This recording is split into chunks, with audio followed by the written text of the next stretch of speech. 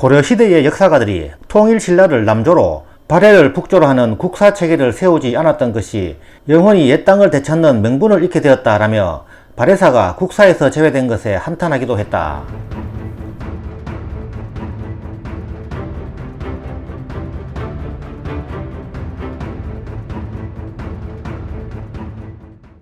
발해구의 저자 유득공 편입니다.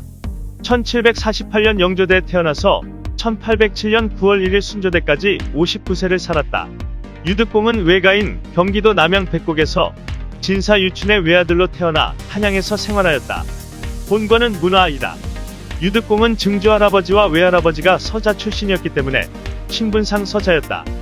사세인 1752년 아버지가 26세의 젊은 나이에 사망하여 집안이 어려워지자 어머니를 따라 외가인 백곡으로 가서 어린 시절을 보냈다. 9세인 1757년 외가인 백곡의 주변 환경이 교육에 좋지 않아 어머니는 유득공을 데리고 다시 친가가 있던 한양 경행방으로 올라왔다. 어머니는 경행방에서 삭바느질을 하면서 힘들게 외아들 유득공을 키웠다.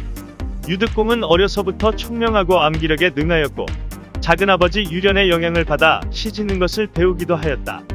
15세인 1763년 전주희 씨와 결혼하여 이남이녀를 두었는데 두 아들은 아버지 유득공을 따라 훗날 검서관이 되었다. 20세인 1768년 유득공은 작은아버지 유련과 함께 백탑 주변에 살고 있던 북학파학자인 연암 박지원의 문화에 들어가면서 홍대용, 이덕무, 박제가, 이서구 등과 어울렸다. 이들 북학파는 청나라 문화를 받아들여 농업과 상공업을 발전시켜야 한다고 주장했던 사람들로 신분과 연령의 차이에도 불구하고 시문과 학문을 같이 창작하면서 우정을 쌓아갔다.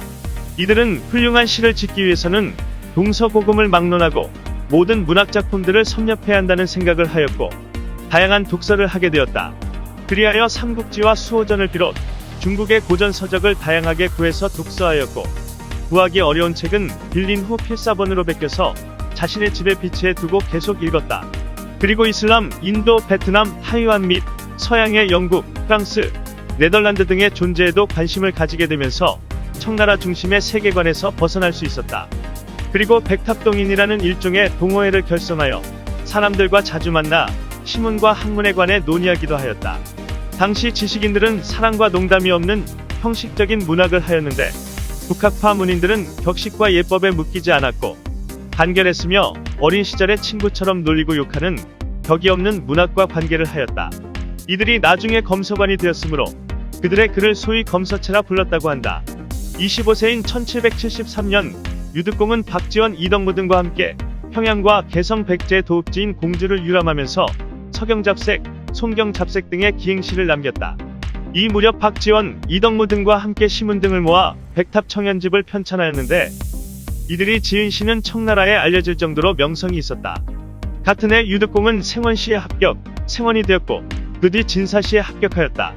그러나 그는 서울인 탓에 관직에 제한이 있었고 그는 출사 대신 지인들을 만나 학문 연구와 역사 연구에 몰두하였다.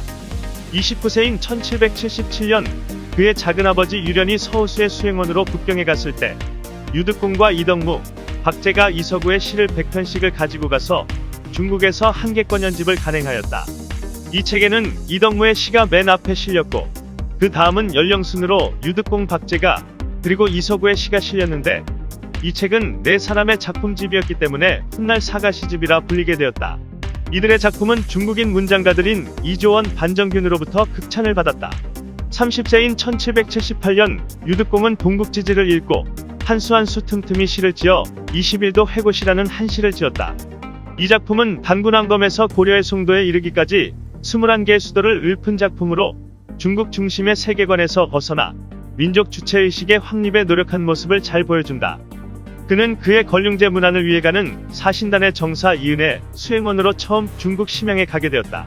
유득공은 이때 중국에 다녀오면서 한반도의 북부와 만주 일대에서 일어난 고구려와 발해의 역사 현장을 직접 목격하였고 이 경험은 그가 평소에 관심이 많았던 우리의 역사 지리를 연구하는 계기가 되었다. 이는 그가 훗날 발해고를 짓는 중요한 계기가 되었다. 이때 일화로 채제공을 따라 연경에 갔던 친구들인 이덕무와 박제가를 귀국하는 길에 개성에서 만났는데 이들은 연경에 가보지 못한 유득공을 놀렸다. 이에 유득공은 심양이나 연경이나 압록강 넘어간 건 똑같다. 라고 말했다고 한다. 31세인 1779년 정조가 서울 통령을 내리면서 유득공은 시문과 글짓기와 해박한 지식이 인정되어 특별히 규장각 초대 검서관에 임명되면서 관직 생활이 시작되었다.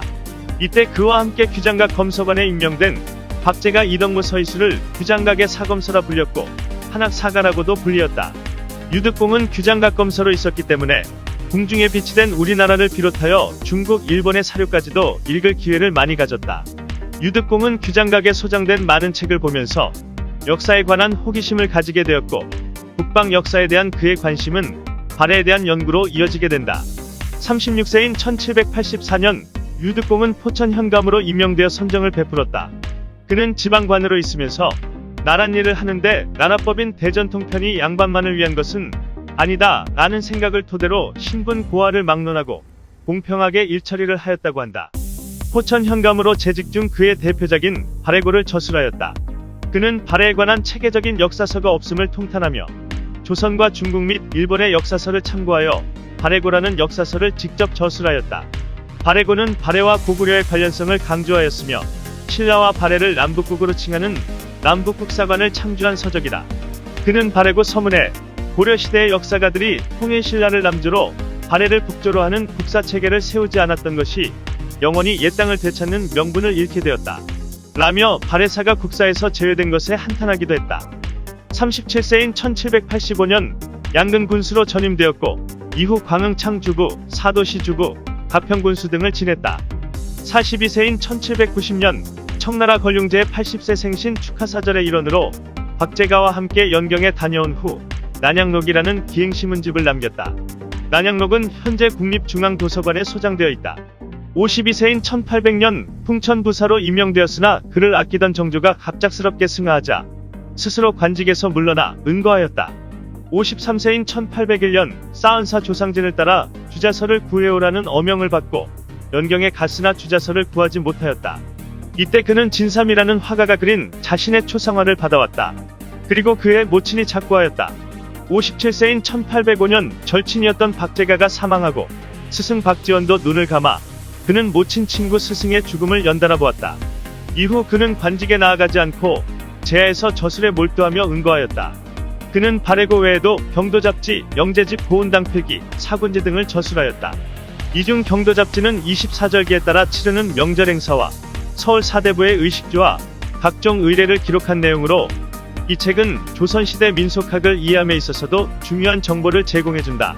1807년 9월 1일 병으로 세상을 떠났다. 향년 59세였다.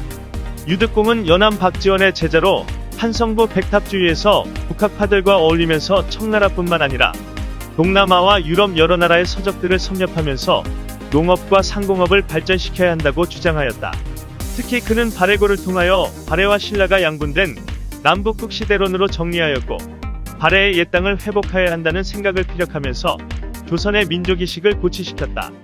오늘날 중국이 주장하는 역사 왜곡인 동북공정에 반하여 그는 그 당시에 발해를 조선의 역사에 넣으려는 노력을 한 것이다. 유득공의 묘는 경기도 의정부 자일동 문화류시 문중묘역에 있다. 지금까지 유득공 편이었습니다. 감사합니다.